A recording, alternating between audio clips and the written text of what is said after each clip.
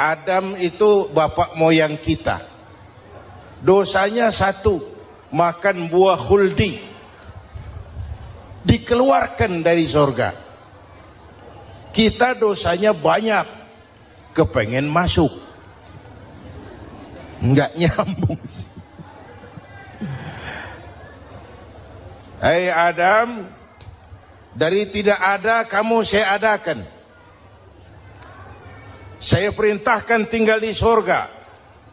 Merasa sepi sendirian, saya ciptakan Siti Hawa supaya kamu tenang. Kamu boleh nikmati semuanya. Ini boleh, itu boleh, ini boleh, itu boleh. Makan, makanlah yang kau mau. Minum, minumlah yang kau suka. Pakai, pakailah yang kau senang. Satu yang saya minta, jangan dekati pohon khuldi. Itu kau tidak sanggup, keluar.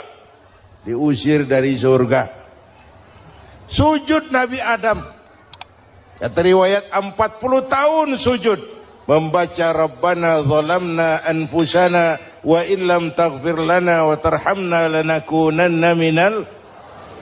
Itu namanya istighfarnya Nabi Adam. Istighfar itu kan mengucapkan astagfirullah, basmalah, membaca bismillah. Jangan kayak teman saya disuruh banyak-banyak baca istighfar, benar-benar dia baca istighfar, istighfar, istighfar. Bukan itu maksudnya. Nah, maka salah satu amalan yang sangat dianjurkan di bulan Muharram ini memperbanyak istighfar. Tidak ada orangnya yang tidak, ayo jujur, ini yang kumpul di sini semua, ada nggak yang nggak punya dosa? Yang merasa nggak punya dosa, ayo ke depan. Ada? Tidak ada. Setiap kita, entah kecil entah besar, sengaja terlupa, pasti mempunyai yang namanya khilaf dan salah. Dan Allah Tuhan kita bukan Tuhan pendendam. Allah Tuhan kita Tuhan yang ramah dan rahmah. Manusia, dosamu banyak, tapi ampunanku lebih banyak. Salahmu besar, rahmatku jauh lebih besar. Kau sujud di hadapanku, aku bangga melihatnya. Kau menangis di hadapanku, aku senyum melihatmu. Kau berjalan menujuku, aku berlari menyambutmu. Karena itu amalan yang sangat dianjurkan di bulan Muharram ini memperbanyak istighfar. Itu kalau istighfarnya Nabi Adam. Ada istighfarnya Nabi Yunus. Ibu kenal Nabi Yunus? Di mana kenalannya? Sok tahu. Nabi Yunus itu ketika berdakwah kepada kaumnya yang bandel, memberikan peringatan, kalau kalian tidak mau beriman akan turun azab. Kapan Yunus? Akan. Kenapa mesti akan? Sekarang aja kalau mau, saya tungguin. Kurang ajar betul ini umat. Akhirnya Nabi Nuh menghindar dengan perhitungan, kalau azab tidak turun saya sudah jauh. Meragukan janji Tuhan. Lalu naik kapal, dinaiki oleh Yunus, kapal mogok. Dicari siapa biang keroknya ini. Diundi, ternyata Yunus. Sampai 3 kali diundi. Dibuanglah Yunus ke dasar laut. Ditelan oleh ikan nun atas perintah Allah. Telan itu Yunus, jangan pakai dikunyah, rusak urusan. Telan saja, simpan di perutmu.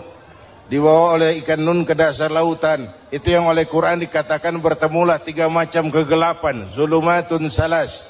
Gelapnya tengah malam, gelapnya di dasar laut, gelapnya di dalam perut ikan. Itu namanya peteng. Mbahnya gelap. Di perut ikan itulah Nabi Nuh sadar akan kesalahannya, meragukan janji Allah, meragukan janji Allah. Ia sujud di dalam perut ikan itu, membaca la ilaha illa anta subhanaka inni kuntu. Itu istighfarnya Nabi Yunus. Dibacakan istighfar begitu, ikan sakit perut, Pak. Di dasar laut kemana mau cari apotik? Dia naik ke permukaan, memuntahkan isi perutnya. Nabi Yunus keluar dengan selamat. Itu pun terjadi pada hari ke-10 bulan Muharram. Istighfar intinya itu. Itu amalan utama bulan Muharram, memperbanyak istighfar. Allah selamatkan Nabi Nuh dari bahtera banjir yang luar biasa, 10 Muharram. Allah selamatkan Nabi Ibrahim dari pembakaran Raja Namruz, 10 Muharram.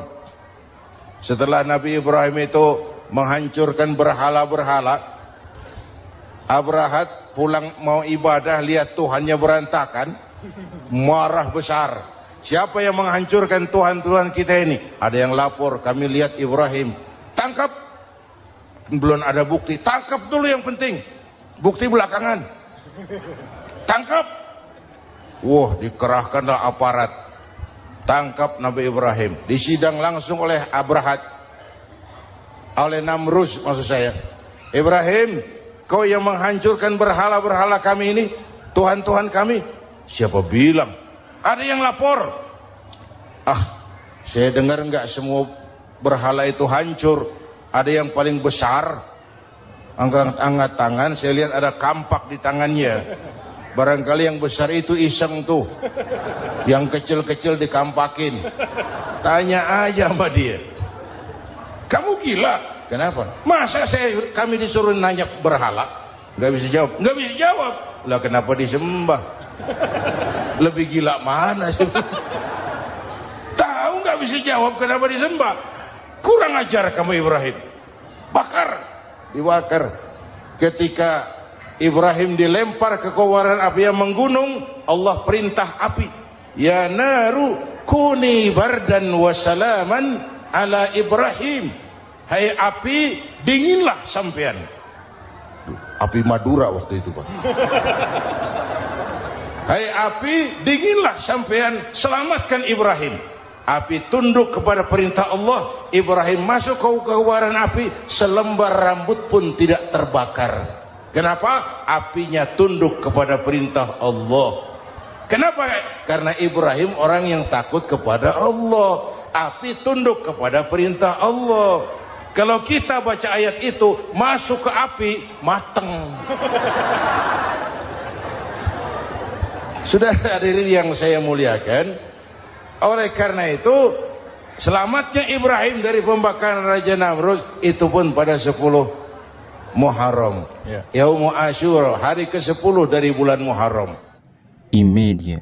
Bapak Ibu hadirin hadirat yang saya cintai, sebagian kecil tentang Nabi Adam, Nabi Ibrahim dan Nabi Yunus, tapi saya belum menceritakan tentang Nabi Nuh tadi. Mengulang kaji. Nabi Nuh salah seorang rasul yang masuk ulul azmi, 5 besar. Karena memang perjuangannya menggambarkan satu usaha yang ulet dan luar biasa. Beliau diberi umur 950 tahun. Lalu berdakwah selama 900 tahun. Sore, pagi, siang, malam. Dapat pengikut tidak lebih 80 orang. Rata-rata 10 tahun satu. Kalau saya minta berhenti aja jadi nabi, Pak. Ustadz mana masih mau buka pesantren? 10 tahun buka pesantren, yang nyantri cuma 1. Pedagang mana yang masih mau dagang? 10 tahun dagang, yang beli 1. Pimpinan partai mana yang masih mau kampanye? 10 tahun buka partai, yang nyoblos 1. Bangkrut. Umatnya bandel, kurang ajar, durjana, bajingan, tengik. Umatnya Nabi Nuh ini kalau diceramahi, telinganya ditutup dengan tangannya. Nabi Nuh akhirnya rekes. Tuhan, siang malam saya berdakwah kepada umat ini. Tiap kali saya sampaikan dakwahmu, mereka tutup telinganya dengan tangannya. Alergi dengar ceramah. Apa itu ceramah? Non-profit. Saudara-saudara, jadi mau kamu gimana, Nuh? Sudah Tuhan, habiskan saja orang kafir. Nanti kalau punya anak, anaknya pun kafir lagi. Lebih baik bapak moyangnya sikat habis. Biasanya kalau bapak kalong, anak kampret. Bapak nyolong, anak nyopet. Fotokopi gimana aslinya? Hampir habiskan saja. Itu mau kamu Nuh? Iya. Oke. Nanti aku turunkan banjir Nuh. Buat kapal. Dengan apa saya harus buat kapal Nuh? Ya dengan kayu. Kata Tuhan. Kayunya dari mana Tuhan? Ya dari pohon Nuh. Pohonnya belum ada Tuhan. Ya tanam dulu Nuh. Bikin kapal kayunya nanam pohon. Apa artinya? Perjuangan perlu kesabaran. Sukses itu ada prosesnya. Nggak bisa simsalabim abracadabra lalu kita mau sukses. Semua ada prosesnya. Walaupun kenyataannya begitu. Sukses banyak bapaknya, gagal itu yatim. Kalau kita sukses banyak yang ngakuin. Yang baru ketemu pakai manggil encing. Ketemu baru. Tapi sukses banyak bapaknya. Gagal yatim, gak ada yang mau ngakuin kalau kita gagal itu. Udah bikin kapal dengan kayu di tengah kampung, bikin kapal ini. Bayangkan di tengah kampung bikin kapal. Orang kafir makin menjadi-jadi. Lihat Nuh, kenapa? Makin sarap. Bikin kapal di tengah kampung mau belayar kemana? Tuh lihat, kalau orang nggak tahu tujuan, mountain setengah jalan. Proses yang dinilai bukan finalnya. Ya kayak gitu kesimpulannya. Saya enaknya sendiri. Bikin kapal. Kapal mendekati selesai. Ini orang kafir rame-rame datang ke kapal Nuh. Mau apa? Buang najis. Sakit perut berangkat ke kapal Nabi Nuh. Nongkrong. Dapat 2-3 tumpuk pulang. Penuh lantai kapal dengan najis manusia. Inilah perjuangan. Bukan jalan raya lurus bertabur bunga di kanan kirinya. Banyak ondak dan duri, fitnah, caci maki, antipat, segala macam. Nuh. Ada orang tua dasar kafir, kurang ajar, sudah stroke berangkat juga ke kapal Nuh. Mau buang najis, pincang-pincang digotong orang. Selesai buang najis dia bangun, mau pulang, pegangan tiang kapal terpeleset, jatuh di atas tumpukan najis.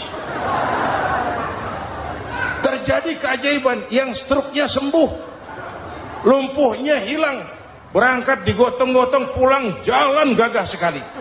Tapi orang kampungnya heran, ente sudah sembuh? Sudah. Berobat di mana? Kok begitu paten? Di kapal Nuh. Masih banyak.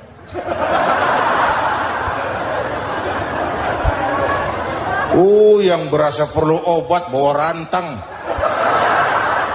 Ambil bersih lagi geladak kapal itu. Sudah selesai Nuh? Selesai.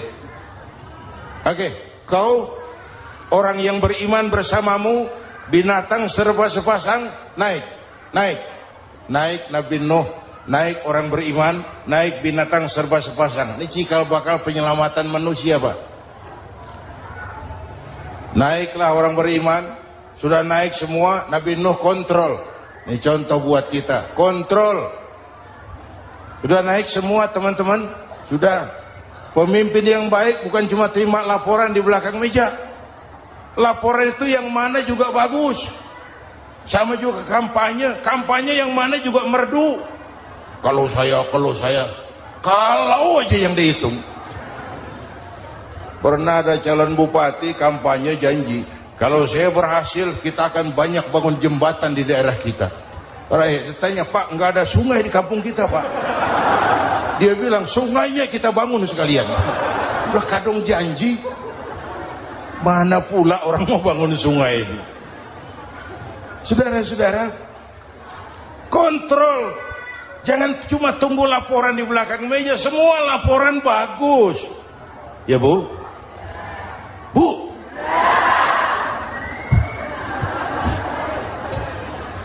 Nabi Nuh kontrol. Sudah naik semua? Sudah Nuh. Pulan bin Pulan naik Nuh. Paimin bin Tukijo. Naik, kami lihat naik. Ada orang Jawa juga Kiai. Ada. Sudah kontrol, Kan'an anak saya ikut nggak naik kapal? Kami tidak lihat itu no. Kan'an. Ini potret. Bapaknya aktif ke masjid, ibunya rajin ke majelis taklim, anaknya keleleran kemana-mana. Bukan di sini, di Prancis. Udah di sini insya Allah sama.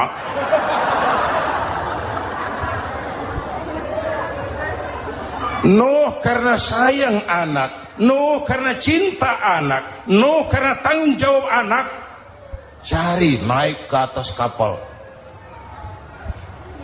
Lihat Kan'an anak saya, nggak lihat Nuh. Turun ke ruang bawah, periksa lagi. Mang, ayah Kan'an di dia. Jamaah Tasik ini rupanya di dalam. Tuh ayah mang. Ayah ika mana ya budak ini? Turun ke bawah, tanya lagi. Ono Kan'an to? Ora nano raketo. Rombongan Jawa Tengah. Naik ke atas buritan. Dari buritan kelihatan ternyata Kan'an tidak ikut naik kapal, kumpul di darat bersama orang kafir. Ini potret kita sekarang.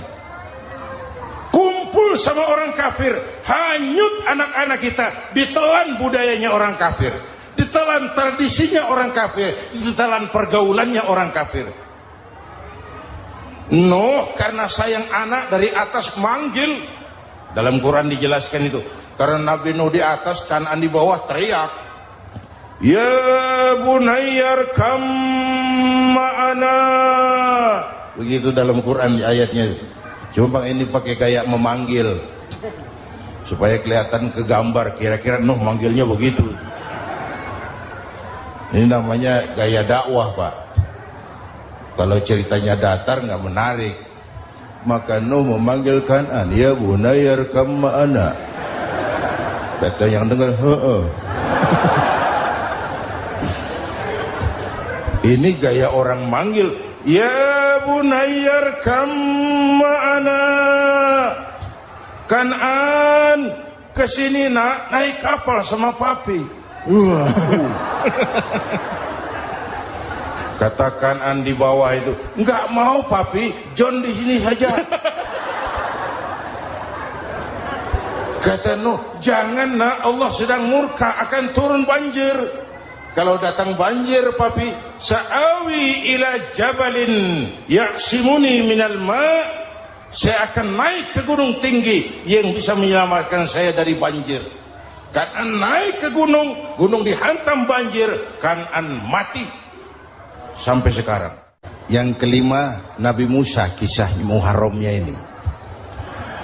Lahir dalam kondisi yang sulit karena Fir'aun mimpi akan lahir seorang anak dari keturunan Bani Israel yang akan menghancurkan kerajaannya. Kata Fir'aun, sudah lahir belum anaknya? Belum. Kalau gitu mulai malam ini laki-laki dilarang bergaul sama istrinya. Semua perempuan hamil di bawah pengawasan negara. Mulai hari ini kalau lahir anak laki-laki terutama Bani Israel, penggal. Satpol PP disiapkan. Udah ada kayaknya. Ada. Patroli. Bayangkan, Fir'aun itu bikin undang-undang seenaknya sendiri. Apalagi merasa kekuasaannya dalam ancaman. Penguasa manapun kalau merasa dalam ancaman, panik. Padahal kekuasaan itu kayak harimau. Makin lama ditaiki, makin sulit turun. Kenapa? Karena macannya makin lapar. Naik terus capek, turun dimakan harimau. Serba sulit. Saudara-saudara, kalau kita mau belajar dari Pak Harto, saya melihat kekurangan Pak Harto cuma satu, terlambat berhenti.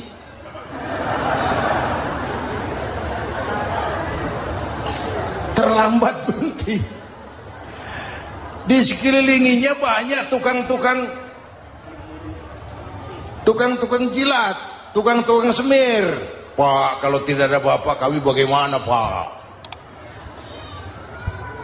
Saudara hadirin yang saya hormati, maka sering saya ingatkan, temanmu yang sejati adalah teman yang membuat kamu jadi benar, bukan teman yang selalu membenarkan kamu.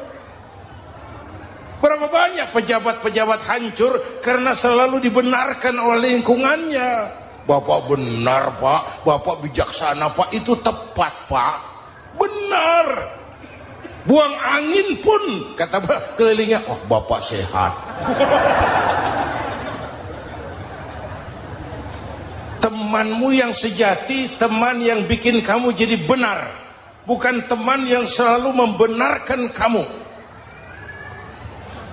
Bapak Ibu hadirin yang saya hormati, tapi kehendak Allah terjadi. Lahirlah Musa. Bayinya dihanyutkan di sungai Nil. Bayi sudah menderita, dihanyutkan di sungai Nil. Dan akhirnya besar di lingkungan istana Fir'aun. Diriwayat oleh Ratu Aisyah, perempuan Fir'aun, setelah mulai berjuang, terjadilah itu. Musa dan pengikutnya dikejar oleh Fir'aun.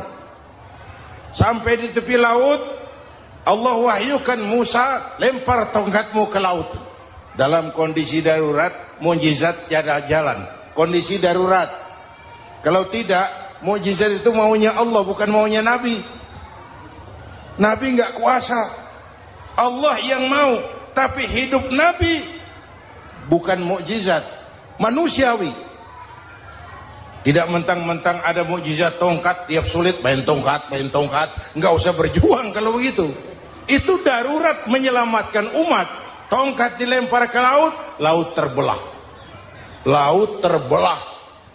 Itu secara visualnya bisa kita lihat dalam film The Ten Commandments. Udah nonton belum? Urusan nonton kalah sama Ustadz bagaimana sih? Ten Commandments, 10 firman Tuhan. Tekniknya bagus loh. Bagaimana laut terbelah. Musa lewat, Fir'aun mengejar. Musa sampai di ujung sana, Fir'aun masih di sama tengah perjalanan. Laut nutup kembali. Laut menutup kembali, Fir'aun tenggelam. Cengap-cengap di lautan. Begitu nafas sampai di tenggorokan, Fir'aun sambil cengap-cengap itu, amantu bi Rabbi Musa wa Harun. Duh, kalau begini mah saya juga percaya sama Tuhannya Musa. Malaikat maut jengkel, goblok loh. Terlambat sekarang. Ditenggelamin terus. Modar. Musa selamat. Fir'aun mati. Jenazahnya, jasadnya terdampar di pinggir laut. Beberapa waktu kemudian ditemukan orang, dimumi, dibalsem, diawetkan. Itu sesuai janji Quran. Wa kadzalika nunajjika bi badanika litakuna liman khalfaka ayah. Kami selamatkan badan kamu agar jadi pelajaran bagi orang-orang sesudah kamu nanti. Janji Quran tepat. Janji itu 14 abad yang lalu. Jasad Fir'aun ditemukan, dimumi, diawetkan, dibalsem di bawah nama Farao Ramses II. Sekarang tersimpan di Museum Negara di Mesir. Kapan-kapan nanti ibu main ke Mesir, mampir. Naik ojek paling berapa itu? Oh, orangnya tinggi, hidungnya mancung, pokoknya pantaslah jadi Fir'aun. Selamatnya Musa di kejaran Fir'aun di ujung sana itu terjadi pada hari ke-10 bulan Muharram, yang oleh orang Nasrani diperingati dengan hari raya Paskah. Mereka melaksanakan puasa, mensyukuri nikmat keselamatan dari kejaran Fir'aun. Makanya kalau kita ikut puasa di bulan Muharram, bukan mengikuti syariatnya Nasrani, salah. Karena Nabi mengajarkan, itu sumbernya. Bukan ikutan sama ibadahnya Israel. Tapi memang agama ini kan merupakan mata rantai. Datang Rasul baru melengkapi Rasul sebelumnya, datang Rasul baru melengkapi Rasul sebelumnya. Mata rantai yang berkaitan. Setelah Muhammad selesai, selesailah tugas Nabi dan Rasul. Selesailah misi Nabi dan Rasul. Tidak ada Nabi lagi sesudah Nabi Muhammad. Itu harga mati, titik. Gak ada kompromi. Siapapun sekarang ini nggak datang ngaku jadi Nabi, wajib tidak percaya. Wajib tidak percaya. Tapi kaitannya memang kita bilang Nasrani, orang bahasa Arab, bahasa Ibraninya Nazaret, Nasiroh, Nazaret, itu beda dialek. Kita Daud, dia David.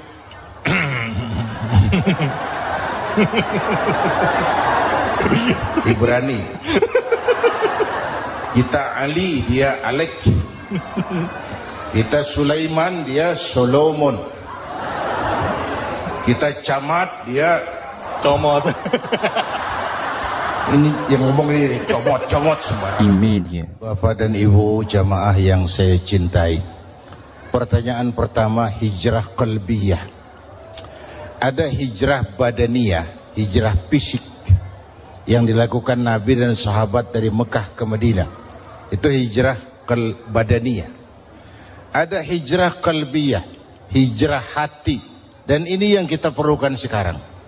Karena refleksinya akan membias kepada alur kehidupan. Kalau hati kita mau berhijrah, fisik akan mengikuti. Hijrah dari tempat, dari malas ibadah menjadi rajin ibadah. Hijrah dari maksiat kepada yang ma'ruf, dari berpecah belah menjadi bersatu. Hijrah seperti itu yang sangat kita perlukan. Apalagi masyarakat ini paternalistik. Kita harus hijrah mental sekarang ini. Maka yang disampaikan tadi benar. Seorang ketua MK siap mengundurkan diri kalau terbukti anak buahnya terlibat suap. Itu walaupun siap, tapi sudah angin segar buat rakyat. Bahwa masih ada banyak insya Allah pejabat kita yang punya harga diri. Walaupun ada juga pejabat kita yang muka tembok, kulit badak, kuping kebo. Muka tembok, kulit badak, kuping kebo.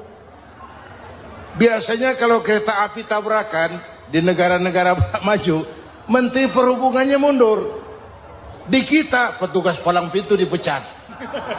Jauh sekali menteri sama petugas palang pintu. Yang benar-benar diadili yang krocok-krocok, kopral-kopral gitu.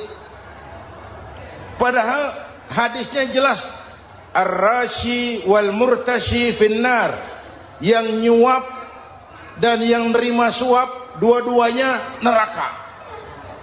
Kasus potret belakangan ini, yang nerima suap, yang diuber, yang nyuap aman, yang nyuap aman, yang korupsi pajak dikecil-kecilin, yang ngemplang pajak aman. Padahal ngemplang pajaknya triliunan, padahal dia sudah dikasih fasilitas oleh negara mengelola sumber daya alam negara yang artinya milik rakyat. Dia harus bayar pajak, uang pajaknya dikumpulkan bagi sebesar-besar kemakmuran rakyat. Itu tindakan merugikan rakyat. Karena itu betul, saya setuju, hijrah qalbi yang perlu kita lakukan sekarang. Hijrah hati. Kita ini bangsa Indonesia, seperti timnas. Timnas sekarang anak-anak muda sudah berani pakai baju PSSI. Iya. Kenapa? Menang. Coba kalau kalah terus, nanti menang. Tapi bangsa Indonesia itu memang seperti timnas, namanya kesebelasan, 11 orang. Walaupun ada pemain bintang, ya ada presiden, gubernur, menteri, itu bintang-bintang. Tapi bintang baru ada artinya kalau dibantu 10 pemain yang lain. Cristiano Ronaldo, siapa itu? Penyerang tengah Real Madrid, Wah. bintang. Lionel Messi. Siapa lagi? Barcelona. Bercelana.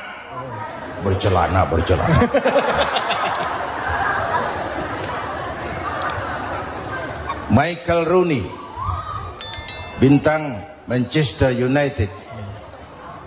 Ronaldo baru bintang, Messi baru bintang kalau ada 10 pemain yang lain. Bagaimanapun hebatnya Cristiano Ronaldo, kalau sendirian lawan satu kesebelasan, babak belur. Itulah kita, bangsa Indonesia. Kita satu kesebelasan, harus saling memperkuat.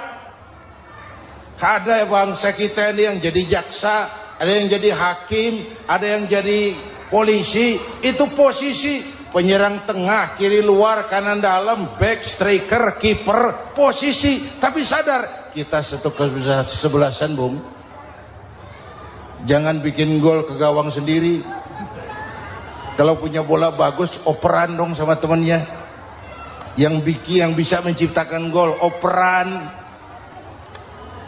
Ada yang jadi pengusaha besar, bagus boleh. Punya untung besar, operan. Kasih masjid, kasih pesantren, operan. Ini kesebelasan kita kalau punya bola, pelitnya setengah mati, Pak. Nggak mau ngoper. Bawa sendiri, mending bikin gol. Enggak. Kita ini satu kesebelasan. Satu sama lain harus saling memperkuat. Bahwa ada penyerang tengah, itu si posisi. Tapi kalau memang peluang memungkinkan, ayo dong operan. Saya iri sama kesebelasan Nasrani di Indonesia. Mereka kalau punya bola, operannya cakep.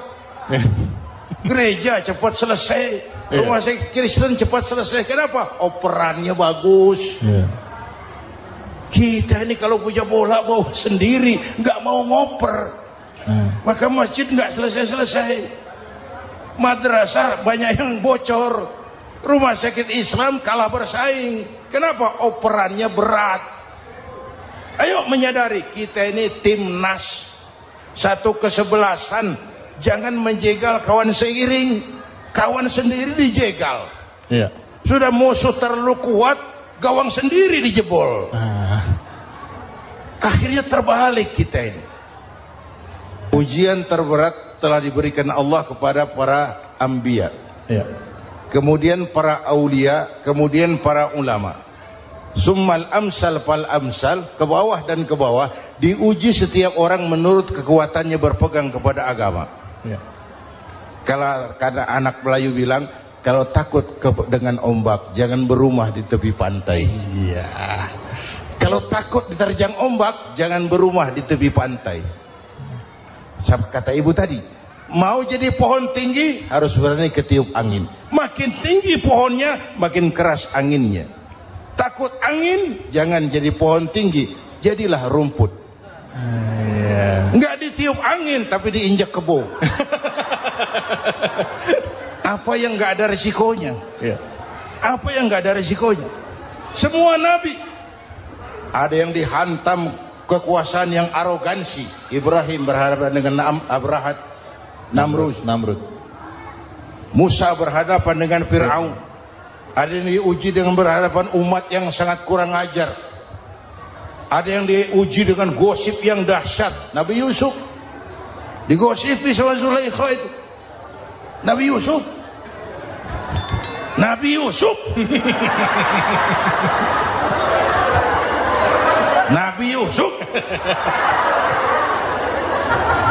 Yang namanya gosip itu kan menyebarkan keburukan orang. Kalau benar saja hukumnya ghibah. Kalau salah hukumnya fitnah. Fitnah lebih bahaya dari pembunuhan. Benarnya ghibah, salahnya fitnah. Saudara hadirin yang saya hormati, jadi resiko itu biasa. Tidak ada yang tanpa resiko. Kalau takut ombak, jangan berumah di tepi pantai. Tinggal bagaimana kita menyikapinya. Kalau kita dewasa, ini bagian ibadah saya kurang. Mungkin karena diomongin orang, tambah pahala saya.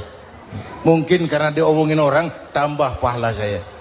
Maka saya ngadepi gosip sepatah pun saya nggak ngomong. Saya cicing, wae cicing. Saya percaya masyarakat tuh punya filter. Amin. Insyaallah. Saya percaya Tuhan tuh nggak tidur. Kemudian melahirkan kita ke alam dunia ini, secara biologis bahan kita sama, dan tidak itu yang menentukan ketinggian